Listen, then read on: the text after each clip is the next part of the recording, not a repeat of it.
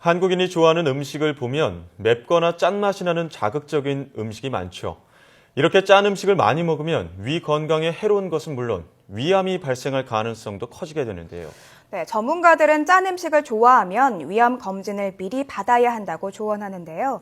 그래서 이 시간에는 이 짠 음식이 위 건강에 미치는 영향에 대해 전문가와 함께 자세히 알아보도록 하겠습니다. 인천 성모병원 소화기내과 김병욱 교수 전화 연결됐습니다. 교수님 안녕하십니까? 예, 안녕하세요.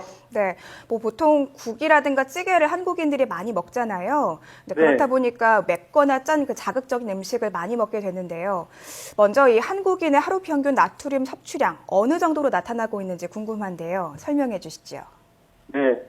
세계보건기구 WHO에서 권장하는 하루 나트륨 섭취량은 2000mg, 그러니까 소금으로 하면 5g 정도가 되겠습니다. 네. 하지만 우리나라 사람들은 12g에서 한 13g 정도로 WHO에서 권장하는 것보다 2배 이상을 많이 섭취하는 것으로 알려져 있습니다. 네. 생각보다 많은 양의 나트륨을 섭취하고 있다는 생각이 드는데요. 그렇다면 생활 속에서 소금, 즉 이 나트륨 섭취가 늘어나는 원인이 무엇일까요?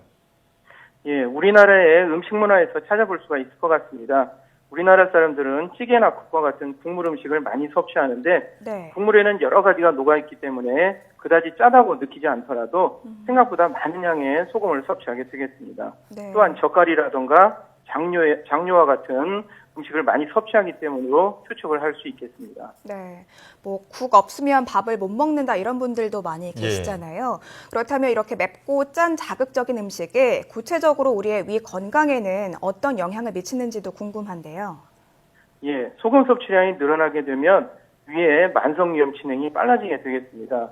또한 염분 농도가 높으면 위 점막에 쉽게 손상이 발생하고 위암의 원인으로 알려진 헬리코박터와 같은 균이 위 점막에 더 쉽게 부착할 수 있게 되겠습니다.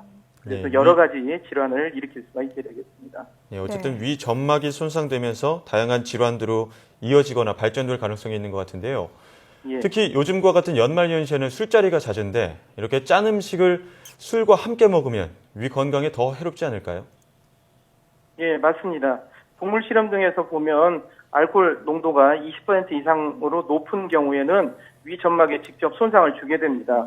또 농도가 높지 않은 술을 섭취하더라도 많은 양을 섭취하게 되면 이와 동일한 현상이 발생할 수 있겠습니다. 네. 이렇게 알코올 등에 의해서 위 점막에 손상이 발생하면 염증 반응도 더 진행이 되고 거기에 맵고 짜고 이런 자극적인 음식을 같이 먹게 되면 위 점막의 손상이 훨씬 더 쉽게 또 빠르게 진행이 될 수 있겠습니다. 네, 뭐 술과 맵고 짠 안주를 같이 먹는 것 위 점막에 손상을 주기 때문에 굉장히 건강에 좋지 않을 것 같은데요. 그런데 이 소금을 많이 먹으면 위암에 걸릴 가능성도 커진다고 하는데요. 실제로 소금 섭취량과 위암 사이에는 어떤 연관성이 있는 겁니까? 예, 그렇습니다. 앞에서 말씀드린 것처럼 소금을 과다하게 섭취하면 만성위염, 위축성 위염이라든가 장 상피환생 같은 심한 위험이 발생하게 되고 또 위암의 원인이라고 알려진 헬리코박터균이 위 점막에 더 쉽게 부착이 될 수 있습니다. 또한 질산화합물과 같은 발암물질로 알려진 것들이 소금 농도가 높을 경우에는 위 안에서 훨씬 더 쉽게 만들어지는 것으로 알려져 있습니다. 따라서 위암이 발생할 확률이 높아지게 됩니다. 예, 특히나 짠 음식 좋아하거나 특히 또 즐겨 먹는 분들은 위암 검진 받아보는 것도 중요할 것 같은데요. 실제로 검진을 받는 비율은 또 어느 정도로 나타나고 있나요? 예, 우리나라에서는 40세 이상 성인 남녀에서 2년에 한 번씩 내시경이나 위 조영술 같은 방법으로 위암 검진을 받도록 하고 있습니다. 네. 하지만 2012년 통계에서 대상자 중에서 약 40% 정도만이 검진을 받은 것으로 확인이 되었습니다. 한 연구에서는 이렇게 검진을 잘 받으면은 위암이 발생하더라도 완치율이 훨씬 높은 것으로 알려져 있기 때문에 국가에서 시행하는 건강검진을 잘 받으셔야 되겠습니다. 네, 미리미리 검진 받는 것도 무척 중요할 것 같습니다. 그런데 평소에 이 먹는 것도 무척 신경을 쓰는 게 좋을 것 같은데요. 특히 위염이라든가 위경련 자주 겪는 분들은 더 조심하는 게 좋을 것 같은데, 근데 이 짜게 먹다가 갑자기 또 싱겁게 먹으려면 잘 안 되잖아요. 그렇죠. 네, 일상생활에서 소금 섭취를 좀 줄이려면 어떻게 하는 게 좋을까요? 예. 가장 쉬운 방법은 찌개나 국과 같은 국물 음식에 국물을 줄이거나 먹지 않도록 하는 게 제일 좋겠습니다. 네. 물론 수십 년간 해온 식습관을 하루아침에 바꾸기가 쉽지는 않겠지만 그래도 노력을 하신다면은 어느 정도는 적응을 하실 수 있을 거라고 생각을 합니다. 네. 또한 간식으로 쉽게 구입해서 먹는 패스트푸드 같은 것은 상대적으로 소금이 많이 들어있기 때문에 규칙적으로 식사를 하면서 이런 간식을 줄이는 것도 좋은 방법이 될 수 있겠습니다. 예, 국물 음식 줄이시고 또 간식도 좀 줄이시는 게 생활 속에서 나트륨 섭취를 좀 줄일 수 있는 방법일 것 같은데요. 끝으로 네. 이렇게 식습관 외에 위암을 효과적으로 예방하는 방법도 짚어주시죠. 예, 현재까지 완벽하게 위암을 예방할 수 있는 방법은 없습니다.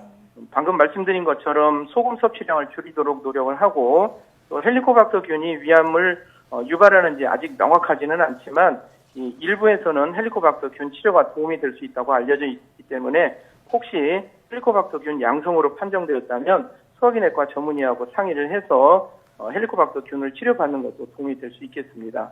또한 국가에서 실시하는 건강검진을 꾸준히 받는다면 위암을 예방하지 못하더라도 조기에 발견해서 완치할 수 있는 좋은 방법이 될 것 같습니다.